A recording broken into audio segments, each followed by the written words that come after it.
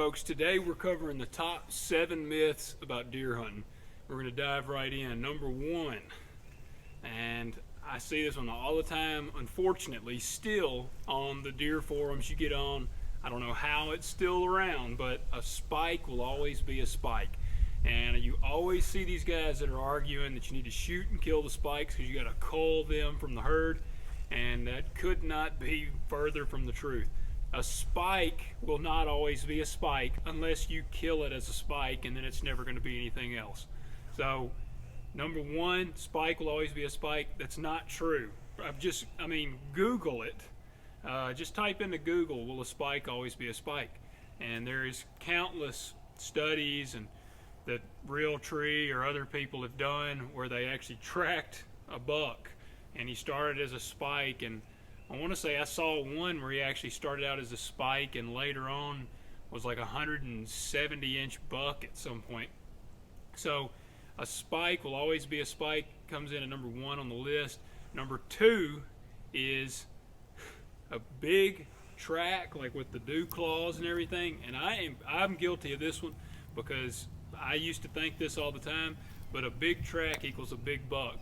And sometimes that might be the case because obviously the heavier deer, they're going to make a more distinguished track in the ground, but it's not always the case because it might have been a doe running, and if you see that big spread out dew, like the track where it's kind of spread out like that, you got the dew claws in there, a lot of times it's easy to get pumped up thinking, hey man, that might be that's a buck right there. It could be, but there's also a possibility that it could be a doe. So I just don't jump immediately to saying that that's what that is. Next, 3, you cannot get a mature buck on camera consistently. I've had people say this to me for years, and they say, you might catch that quick glancing shot at a mature buck, but they claim like a mature buck, they can, I guess, sense the camera is there so they don't come around.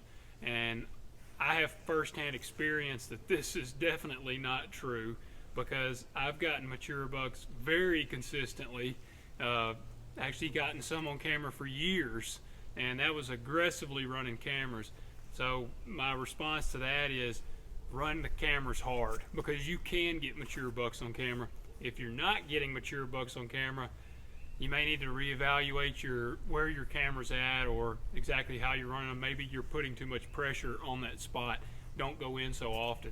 So some of the ones that I hunt, I might not check the camera for 3 or 4 weeks, and a lot of times I get mature bucks on camera, but I've gotten the same mature bucks on camera consistently. So that's myth number 3. Number 4, spooking a mature buck is the Armageddon. And all of us, if you've deer hunted for any amount of time, you have probably blown out the buck that you were after or a mature buck. And I got some reassuring news for you. It's not the end of the world. More than likely, if you just spook him walking in, he'll probably be back. Now, I've even heard of guys that actually have shot one with a bow, wounded it, and actually got him on camera in the same spot a couple of weeks later. So it's not the end of the world. Now, if you consistently are blowing out a spot going in, you're probably going to run that buck off. But more than likely, if you spook one a good bit, he's probably going to go nocturnal. But just know, if you spook him once, don't completely abandon the area thinking that it's done and all hope is lost, because he'll probably be back.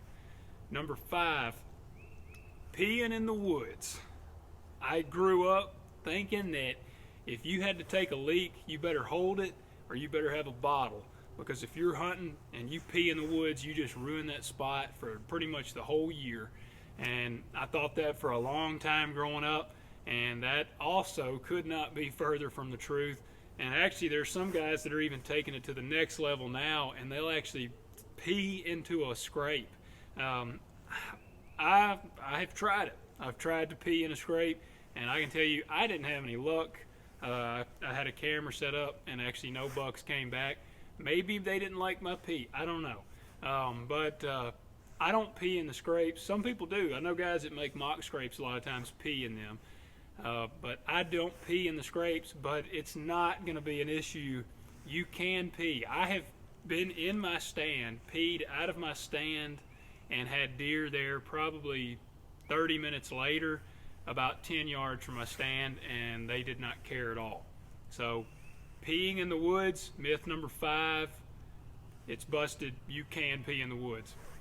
Number 6, there's guys out there that will say that you can beat a deer's nose, and they put all their faith into the sprays and the fancy gadgets and stuff. I'm not naming any names, and I'm not hating on the products.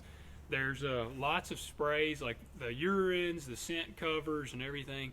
I'm not saying they don't work. I'm not saying that they're bad. I think they're a tool and they help. I do, like myself personally, I wash my clothes in scent-free detergent, and a lot of times when I'm going hunting, I will shower using a scent-free bar and shampoo. But I don't go overboard with the spraying, because the biggest thing when it boils down to it is the wind. If on some of my land, for instance, I've got usually multiple stands, and for a south wind I'll hunt this stand, north wind I'll hunt that stand. I have multiple stands for whatever the wind is, and that's what you need to do, because at the end of the day, you cannot beat a deer's nose. I don't care how much spray you put on there, how much doe urine you soak down with, or what your fancy gadget up above your head's doing in that tree. Those things might help. I do think they probably have a place and they probably help, but you're not going to beat a deer's nose. So ultimately, play the wind. Now, myth number 7. This is our last one, and it's if you see a rub on a small tree, then it's automatically a small buck. And I've heard that multiple times, and I can directly dispute that because I have seen it firsthand. I'll be running cameras on some rubs, and it'll be a small tree, a tree about the size of my thumb. And by that standard, it ought to be a spike or a little 4-point rub in it, and it'll be a nice 8-point, maybe even a 10-point. I mean, I've seen big bucks rub small trees. When the rut hits and their testosterone is jacked up and they're just rubbing, they really don't give a crap what kind of tree or how big it is. They're not going to be amped up and come up to a tree and say, wait a minute, that tree is too small. I'm not rubbing that one. Now, more likely, if it's a big tree rubbed, there's a good chance that's probably a bigger buck, but that's not always the case either. So you can't really base the size of the buck off of the tree that has a rub on it. But if you see a rub, do what I do. Throw a camera up there. If there's several rubs in there, get a camera out there, and then you'll know for sure. But you cannot say, well, it's a small tree, so it's a small buck. That's just not the case. So guys, I hope you enjoyed this list of what I would say is it's the top 7. It's not all the myths. I think there's probably quite a few more myths that we could throw in here, but that's what I would say are the 7 in the upper echelon of myths about deer hunting. And I hope you enjoyed this video, and if you like it, please like, share, and subscribe to my page. And guys, I hope everyone just has a blessed day.